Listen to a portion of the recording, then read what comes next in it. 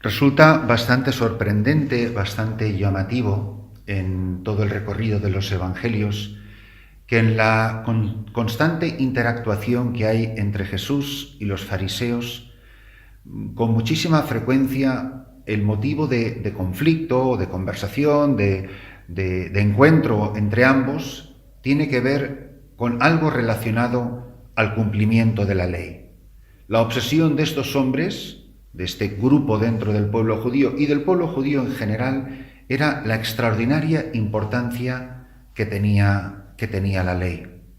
Y Jesucristo, en esta escena aparentemente trivial de unos hombres que van caminando con él y van alegremente cogiendo unas espigas que casualmente está prohibido hacer un día a la semana, que casualmente era ese día, que era el sábado, les molesta, les llama la atención y parece suficiente motivo para que los judíos se encaren con Jesús y le cuestionen sobre el asunto. Y esto nos tiene que a nosotros hacer pensar sobre qué significa la ley, qué significan las normas y qué significa ser cristiano. Hay una escena que bien recuerdo, aunque la vi cuando era seminarista. Hay una escena en la película de Jesús de Nazaret, de Zeffirelli, donde aparece el niño Jesús con San José y está enseñándole carpintería y tiene ahí una regla para cortar la madera derecha y en un momento determinado San José le dice al niño, dice, esta regla sirve para hacer recto el corte de la madera, así como las reglas nos sirven para hacer recta nuestra vida. Es importantísimo, sobre todo en el crecimiento en la vida de un niño, cuando se va desarrollando una persona, es importantísimo cuando una persona se va desarrollando, también en la vida cristiana, la importancia de la norma.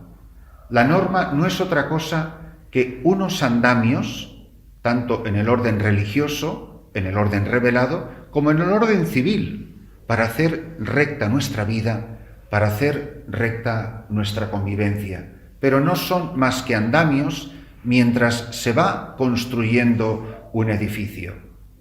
Eso sí, pobre del edificio que, después de muchos años, solo está sujeto por los andamios. Pobre de la vida de la persona, pobre de la vida del cristiano, cuya vida solo se mantiene en pie y solo se mantiene recta porque hay unas normas y porque hay unas reglas. Me acuerdo cuando estaba estudiando en Roma, en el Trastevere, cerca de la casa de los franciscanos, en Santi 40, había un edificio antiquísimo, con unos andamios igual de antiquísimos. Típicas cosas que solo pasan en Italia. Y el Ayuntamiento de Roma pues se había olvidado de los andamios. Y esos andamios los pusieron en su día, por lo que estuvieran haciéndole al edificio, y pasaron los años, el Ayuntamiento se olvidó de los andamios, y siguió pasando los años, y pasaron los años. Y los romanos, que tienen un extraordinario sentido del humor para las cosas que pasan en Italia, la gente del barrio, un día se dio cuenta que esos andamios llevaban 25 años y dijeron, hombre, fantástico, las bodas de plata de los andamios. Y la gente del barrio montó una fiesta por todo lo alto a costa y decoraron y adornaron los andamios. Un edificio que no se atrevían a quitarle los andamios porque vete tú a saber si esto se queda de pie. Pero es que esto es lo que nos puede pasar a nosotros perfectamente. Yo, la vida que vivo, yo la vida que llevo, ¿la llevo porque está sostenido por los andamios de la ley? ¿O eso fue algo que era importante en mi vida, que gracias a lo cual se fue edificando mi vida, pero yo hace muchísimo tiempo que he superado y que he sobrepasado los andamios, que he sobrepasado el Código de Derecho Canónico y todas las demás normas de la Iglesia, y no digamos las normas civiles? Vamos, yo por lo menos cuando era pequeño y había que ir a misa los domingos, bueno, es que me parecía que era un gesto martirial. Otra vez es domingo, ¿Otra vez a misa? Bueno, ¿cuántas veces hemos ido a misa por los pelos?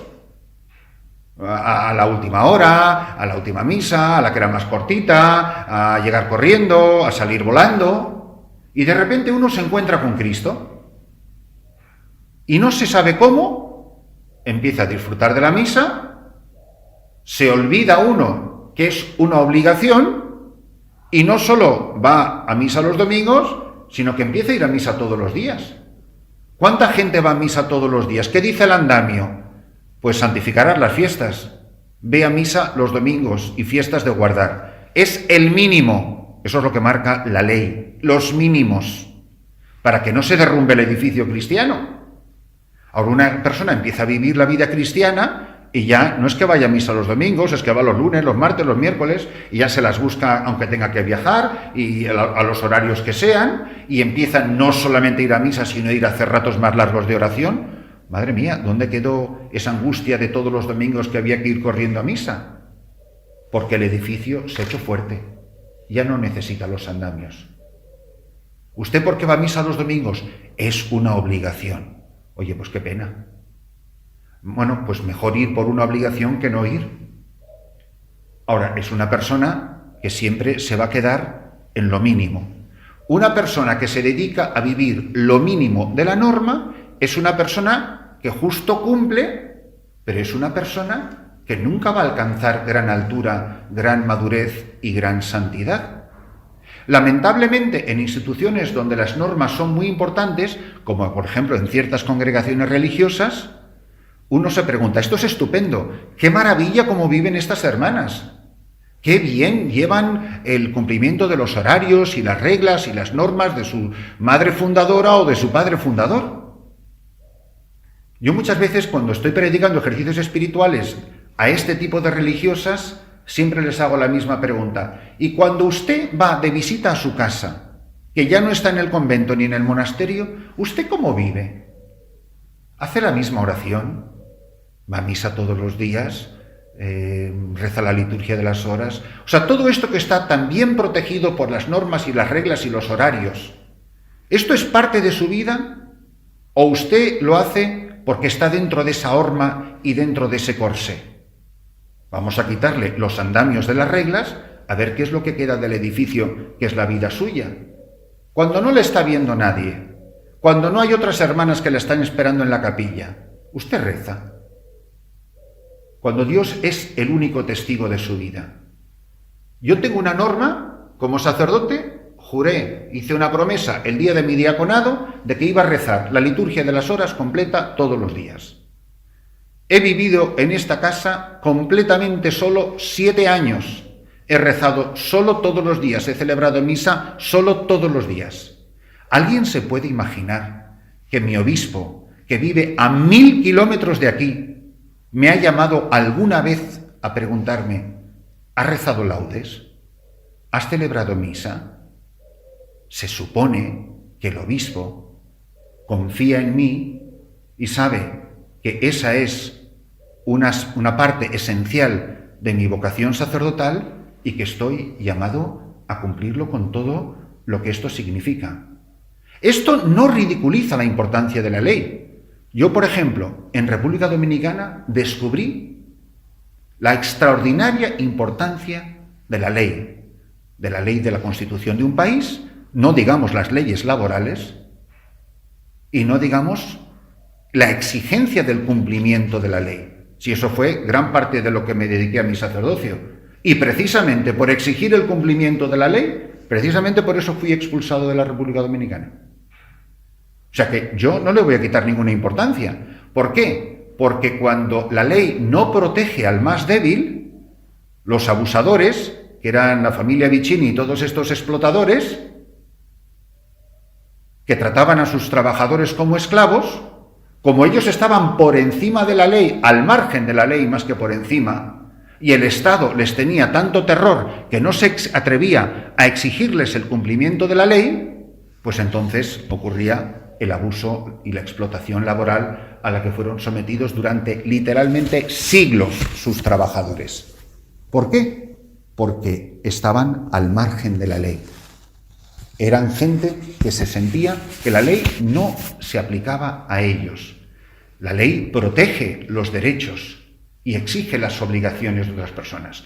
Por eso lo que he dicho anteriormente no es ni para ridiculizar ni para quitarle importancia. Lo que un cristiano está llamado es a ir muchísimo más allá. O sea, no solamente a cumplir la ley. ¿Qué pasaba con los Vicini? Que no cumplían la ley. Nosotros estamos llamados a cumplir la ley, sí, pero he dicho, no a conformarnos ir a misa los domingos con el simple cumplimiento de la ley, sino a ir muchísimo, muchísimo más allá. Y esto es lo que nos tenemos que parar nosotros a preguntarnos. ¿Yo cómo estoy viviendo? ¿Estoy viviendo en los mínimos de la ley? ¿Soy un sacerdote cumplidor? ¿Soy un sacerdote que cumple con sus obligaciones? El estricto cumplimiento de sus obligaciones. ¿O yo sobrepaso todo eso? Los sacerdotes tenemos unas normas que tenemos que cumplir. Ahora, ¿alguien puede decir que el santo cura de Ars se dedicó a cumplir esas normas? ¿O que su vida hizo reventar todas esas normas y las superó y las desbordó por todos los costados? Porque estaba viviendo en otro nivel. Un nivel que no implica la abolición de la ley, sino la superación total de ella. Los fariseos se dedicaban al estricto cumplimiento de la ley. Jesús nos va a llamar a amar a los enemigos. Eso es bastante más que lo que decía la ley de los fariseos, por ejemplo.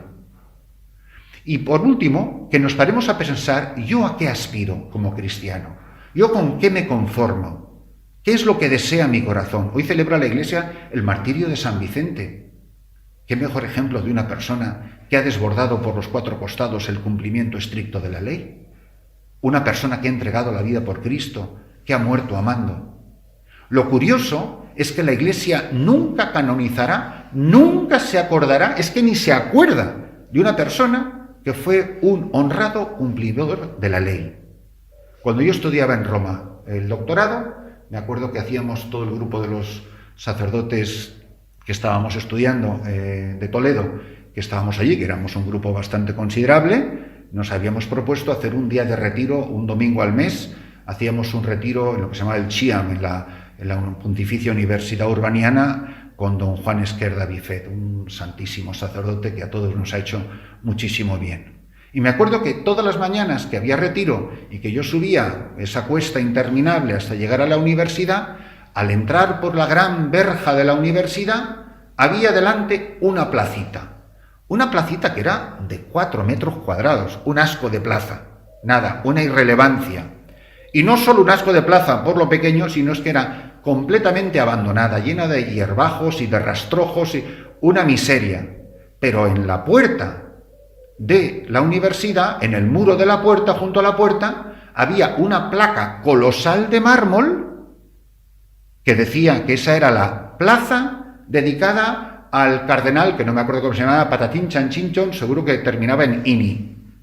Cardenal que debería de ser bastante importante, porque era del siglo XVII o del siglo XVIII, de uno de esos siglos, y ponía todos sus títulos y rimbombancias, y eminentísimo, y reverendísimo, y patatín. Y yo siempre que entraba por esa puerta, y que íbamos a ir a ver a don Juan Esquerda, el hombre más sencillo del mundo, sin aspiraciones de nada, y que lo único que quería es que todos fuéramos santos, yo nada más que me quedaba pensando, de ese cardenal, que por ahí no ponía santo de nada, lo único que queda es una placa de mármol. Yo digo, Dios mío, y este debería de ser algo, porque para que te dediquen una plaza en Roma donde han vivido miles de cardenales, digo, debió de ser algo en su tiempo. Digo, si es que la Iglesia, en el fondo, lo digo cariñosísimamente, es muy cruel. La Iglesia, al final, no se acuerda de nadie excepto de los santos. Mira tú, hoy la Iglesia se acuerda de San Vicente, que no vivió en el siglo XVIII, vivió en el siglo III y murió al inicio del siglo IV. Y era un diácono de Huesca y luego de Zaragoza, me parece. O sea, vamos, que no debía de ser el personaje así más truculentamente importante de su vida, pero la Iglesia no lo ha olvidado, lo tiene ahí en el misal. Y al cardenal ese todavía yo no me lo he encontrado en el misal, ¿no?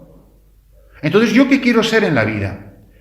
Porque cada uno verá, según va creciendo, si se ha dedicado al estricto cumplimiento de la ley, y esto yo lo veo terriblemente en el clero, y gente con la que yo crecí. Yo no conozco a un solo seminarista que estudiara en el seminario conmigo. Jamás en mis 8 años de seminario escuché a nadie decir: yo quiero ser obispo. Jamás se lo escuché a nadie. Al revés, todos hablábamos muchísimo de deseos de santidad, y nos lo creíamos de verdad, y nos lo infundieron con mucho entusiasmo y con mucho fervor. ¿Qué nos pasó? ¿Qué le pasa a aquellos que salen, que quieren ser santos, pero cuando van llegando ya a los finales de los años de sus 40, 46, 48, y ya ven que a los primeros de sus compañeros, algunos ya los empiezan a nombrar obispos, y empiezan... ¿Y yo qué? Y entonces se modifica la vida de una persona. Entonces, el que estaba aspirando a la santidad, ahora lo que está aspirando se ha quedado en obispo. Pero si tú estabas llamado a santo, no a obispo. O a obispo, a monseñor o a canónigo regular de los canónigos de la catedral primada de sabe Dios qué.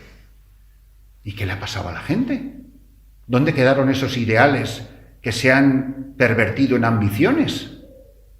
Y eso me parece que es espantoso. No porque sea espantoso ser obispo, es espantoso claudicar en el deseo de santidad, que es ir muchísimo más allá de la ley. ¿Y qué ha pasado con muchísimos que aspiraban al episcopado, que se han dedicado a ser no solo buenos y cumplidores de la ley, sino que les quedara muy claro a los que tenían el poder de decisión, porque les importaba mucho más la opinión de su obispo o la opinión del nuncio, les importaba muchísimo más que la opinión de nuestro Señor Jesucristo sobre sus vidas. Y algunos cumplieron sus ambiciones, pues pobrecillos, y otros, peor todavía, ni santidad ni episcopado. Pues qué pena, pues qué tragedia. Una persona que se dedicó al estricto cumplimiento de unas normas para alcanzar no sé qué puestos y abdicó de su llamada a la santidad. Y otras personas se lo tomaron en serio, nunca dejaron de aspirar a la santidad y llegaron, sean canonizados o no canonizados, llegaron a grandísima santidad, pues que solo Dios conoce. Qué terrible es cuando nuestros grandes sueños, nuestros grandes ideales no son capaces de superar el estricto cumplimiento de una ley y nuestros grandes ideales se han pervertido en terribles ambiciones. Esto es de las cosas más feas, más horribles y más destructoras que hay en la Iglesia, porque todavía pasan por gente buena y piadosa. Y esos seminaristas y esos jóvenes sacerdotes que predicaban con fuego en el corazón, de repente les ponen una mitra en la cabeza y parece que les han inyectado anestesia en el alma. Y yo me quedo pensando, pero si España se está cayendo a pedazos por los 4 costados, y aquí nadie dice casi nada, y como digas algo, ya se sabe, ¿no?, que es un exagerado, es un exaltado. Digo, oye, ¿y qué pasó cuando tú tenías 20, 30, 40 años que decías con una pasión y con un entusiasmo? Ahora te has convertido en una persona pública, te estás jugando el cargo, estás continuamente mirando a ver lo que dicen tus hermanos de episcopado, lo que dice el nuncio y lo que piensan en Roma de ti, porque a ver si te estás jugando el siguiente ascenso. ¿Y dónde ha quedado el radicalismo evangélico que llevó al pobre San Vicente a morir en una cruz en aspas y después a ser achicharrado en una parrilla?